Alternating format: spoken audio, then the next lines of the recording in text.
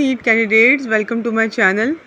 जिपमर ने BSc nursing and BSc allied courses के लिए रजिस्ट्रेशन स्टार्ट कर दिया है। तो जैसे कि हम सभी जानते हैं कि JIPMER one of the best medical colleges हैं। यहाँ पर एमबीबीएस कोर्स भी होता है और साथ में ये बीएससी कोर्सेज़ के लिए भी रजिस्ट्रेशन स्टार्ट की जा रही है। तो इसका जो रजिस्ट्रेशन है वो स्टार्ट हो चुका है और उसका जो लास्ट डेट है वो है 24 अक्टूबर 4 PM तक। इसके बाद एलिजिबल कैंडिडेट्स की एक लिस्ट आएगी जिसको हम मेरिट लिस्ट भी कह सकते हैं, वो आएगी 8 नवंबर को या इससे पहले भी आ सकती है। इसके बाद काउंसलिंग एंड एडमिशन के लिए अभी डेट्स नहीं बताई गई हैं, वो आने वाले टाइम में बताई जाएंगी। और इसके बाद जो क्लासेस हैं वो स्टार्ट हो जाएंगी 25 नवंबर से। तो इसमें देख लेते हैं, एक तो मैंने आपको बीएससी नर्सिंग कोर्स बताया, साथ में कुछ BSc allied health sciences courses हैं जिसको कि आप पैरामेडिकल कोर्सेज़ भी कह सकते हैं, जिसमें मेडिकल लेबोरेटरी साइंस का है जिसमें BMLT कहते हैं यहाँ पे, लेकिन BMLS कहा जा रहा है।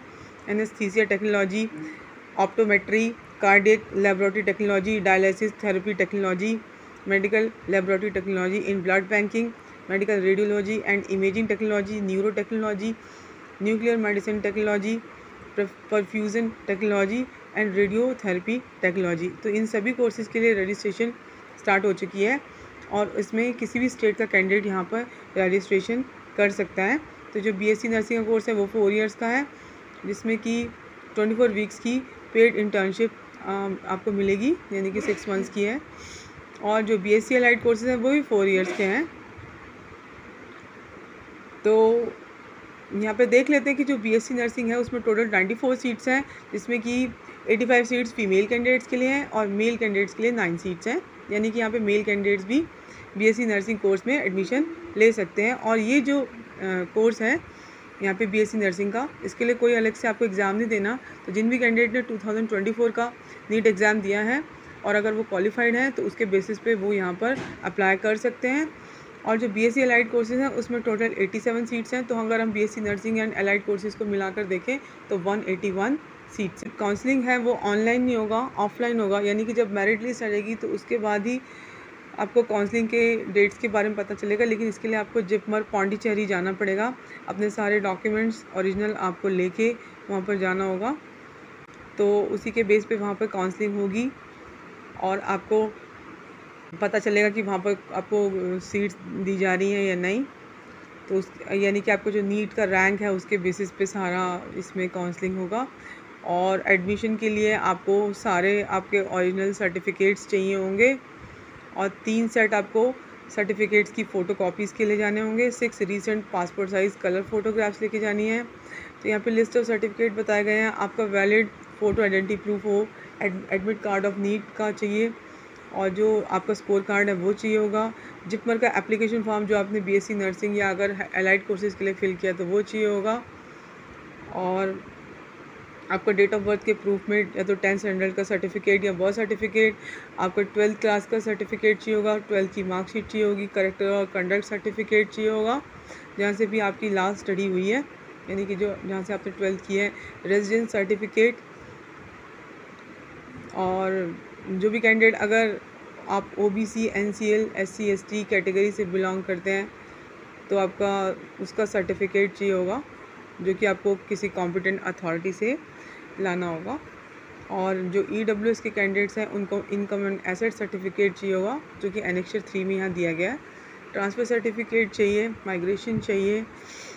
अगर कैंडिडेट्स पौंडीचेरी UT कोटा के अंडर अप्लाई करें तो उनको रेजिडेंस सर्टिफिकेट या एम्प्लॉयर सर्टिफिकेट चाहिए होगा जो भी एनेक्सर 4 में दिया गया, उसके अकॉर्डिंग आपको बनवाना होगा।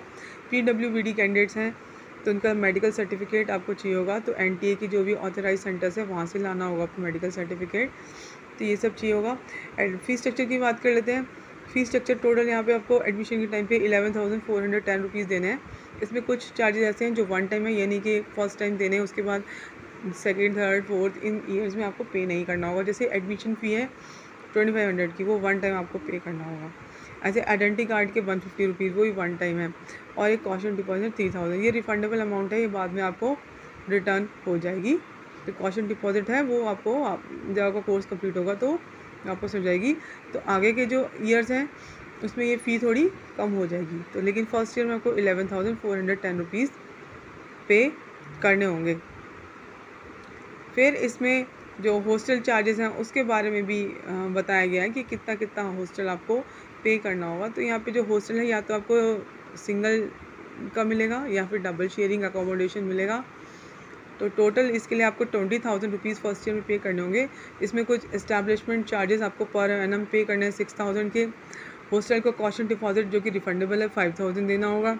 हॉस्टल का मेस डिपॉजिट वो भी रिफंडेबल है 3,000। उसके बाद रूम रेंट पड़ेगा, इसमें इलेक्ट्रिसिटी चार्जेस इंक्लूडेड हैं, यानी वो 500 रुपीज़ पर मंथ होगा शेयर्ड अकोमोडेशन के लिए। तो ये 6,000 होगा। तो टोटल अमाउंट आपको 20,000 पे करना है। फिर बाकी के ईयर्स के लिए यानी कि सेकेंड थर्ड फोर्थ ईयर में ये कुछ कम हो जाएगा, या तो 12,000 पे करना होगा या 15,000। रूम रेंट पर ये डिपेंड करता है, तो उसके अकॉर्डिंगली एडजस्टमेंट हो जाएगी। और कॉशन और मेस डिपॉजिट जब आपकी स्टडी कंप्लीट हो जाएगी और आप हॉस्टल रूम एग्ज़िट कर दोगे, वैकेट कर दोगे, तो आपको वापस मिल जाएगी, लेकिन शुरुआत में आपको ये पे करना होगा। तो ये पूरा नोटिफिकेशन है। अगर फिर भी आपकी कोई क्वेरी हो तो आप मुझे कमेंट बॉक्स में कमेंट करके पूछ सकते हैं। Thank you.